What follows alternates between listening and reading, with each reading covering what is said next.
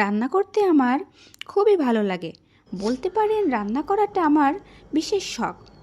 আমি সবসময় এমন রেসিপি করার ট্রাই করি যেটা করতে সময় কম লাগবে এবং খেতেও হবে খুবই সুস্বাদু। আজ ভাবছিলাম এমন কিছু একটা রেসিপি করি যেটা খুব কম সময়ে ও অল্প তেল মশলায় রান্না করা যায়। তো ভাবতে ভাবতে আমার মাথায় আসলো এই ঐতিহ্যবাহী বাঙালি পদটির কথা, লাউ চিংড়ি, যা স্বাদে ঘিরানে আর পুষ্টিতে ভরপুর। এই লাউ চিংড়ি খুব সহজে ও অল্প তেল মশলায় রান্না করা যায়। রান্নাটা আমি শিখেছি আমার মায়ের থেকে। আমার মা এক কথায় অসাধারণ রান্না করে। যারা পেঁয়াজ রসুন ছাড়া অল্প তেল মশলায় রান্না পছন্দ করেন তাদের জন্য এটি একটি আদর্শ রেসিপি। আমার মা এই লাউ চিংড়িতে একটি বিশেষ ধরনের ভাজা মশলা ব্যবহার করেন। আর শীতকাল মানেই তো কুমড়ো বড়ির সিজন। কুমড়ো বড়ি ছাড়া কি আর লাউ চিংড়ি জমে? তো কুমড়ো বড়ির ক্রিপসি টেক্সচার আর ভাজা মশলার অনন্য ঘ্রাণ এই লাউ চিংড়িকে দিয়েছে বিশেষ স্বাদ এবং বৈচিত্র্য। তাইলে চলুন শুরু করি আমাদের আজকের এই রেসিপিটা। ফার্স্ট লাউটাকে খোসা ছাড়িয়ে এভাবে টুকরো করে কেটে নিতে হবে। আমার কাছে মনে হয় আলু ছাড়া লাউ চিংড়ি জমে না। আর আলু খেতে আমার খুবই ভালো লাগে। কার কার এমন আলু খেতে ভালো লাগে অবশ্যই কমেন্ট করে জানাবেন। এভাবে আমি আলুটাকে খোসা ছাড়িয়ে টুকরো টুকরো করে কেটে নিয়েছি। এই তো লাউ চিংড়ির জন্য এই চিংড়িগুলো আমি আগে থেকে কেটে বেছে ধুয়ে পরিষ্কার করে রেখে দিয়েছি। আর সেই বিশেষ ভাজা মশলার জন্য আস্ত গোটা জিরা আমি অফ ক্যামেরাতেই খালি কড়াই হালকা 2-3 মিনিট তেলে রেখে দিয়েছি। এখন মশলাটা এভাবে শিলে মিহি করে নিতে হবে, কারণ আস্তে আস্তে থাকলে স্বাদটা ভালো আসবে না। এরপর নিয়েছি 4-5টা কাঁচামরিচ বাটা।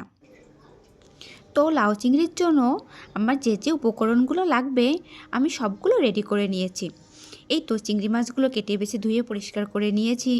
লাউ আর আলুগুলোকে এভাবে টুকরো টুকরো করে সুন্দর করে কেটে ধুয়ে নিয়েছি। আর কাঁচামরিচ বাটা আর সেই বিশেষ ভাজা মশলা। এখন কড়াইতে তেল দিয়ে সেটা গরম হলে এইভাবে শুকনো মরিচ ছিঁড়ে ফোড়নে দিতে হবে, কারণ শুকনো মরিচ ছিঁড়ে ফোড়ন দিলে ঘ্রাণটা খুবই ভালো বের হয়। এরপর আস্ত গোটা জিরে আমি ফোড়নে দিয়ে দেব। এরপর জিরা আর শুকনো মরিচ হালকা নেড়েচেড়ে নিয়ে কুমড়ো বড়িগুলো দিয়ে দেব এবং সব কিছু একসাথে একটু ভেজে নেব। কুমড়ো বড়িগুলো একটু লালচে ভাব আসলে লাউ আর আলুগুলো দিয়ে দেব।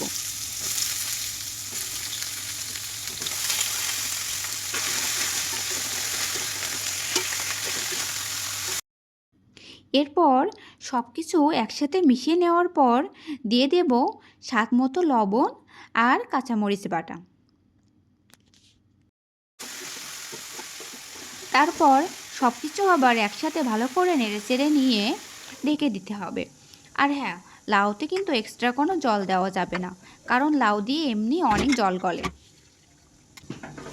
এরপর 3 থেকে 4 মিনিট পর ঢাকনাটা তুলে আমি দিয়ে দেব পরিমাণ মতো হলুদ গুঁড়ো। দেখতে পাচ্ছেন কতটা জল গলেছে।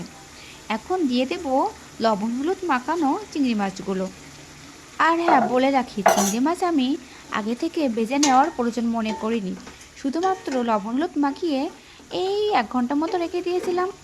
আপনারা চাইলে ভেজেও নিতে পারেন। আমার কাছে মনে হয় এভাবে লবণ হলুদ মাখিয়ে রান্না করলে স্বাদটা যেন আরও বেশি হয়। এরপর সব কিছু একসাথে নেড়েচেড়ে নিয়ে 5 মিনিট মতো ঢেকে রাখবো। এই তো ফিরে এলাম 5 মিনিট পর। আমার ভালোভাবে লাউ চিংড়ি কষানো হয়ে গেছে, তেল ছেড়ে দিয়েছে। এখন পরিমাণ মতো জল দিয়ে দেব। আমি এখানে 1 পোয়া মতো জল দিয়েছি। আপনারা আপনাদের সবজির পরিমাণ বুঝে জল দিবেন।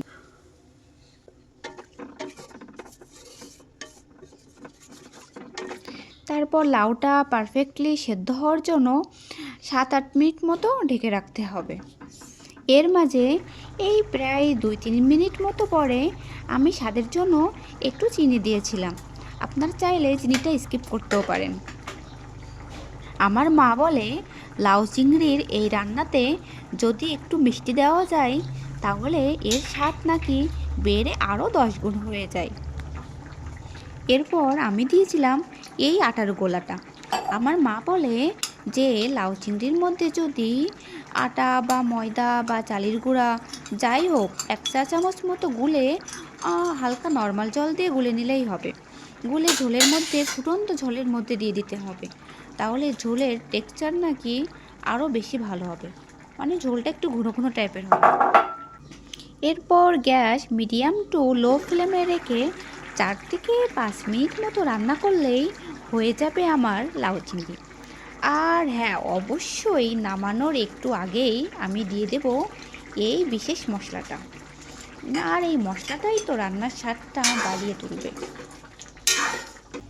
তো আজকে আমার এই লাউ চিংড়ি রেসিপিটা আপনাদের কাছে কেমন লাগলো অবশ্যই কমেন্ট করে জানাবেন। আর গরম গরম ভাতের সাথে পরিবেশন করুন এই সুস্বাদু লাউ চিংড়ি।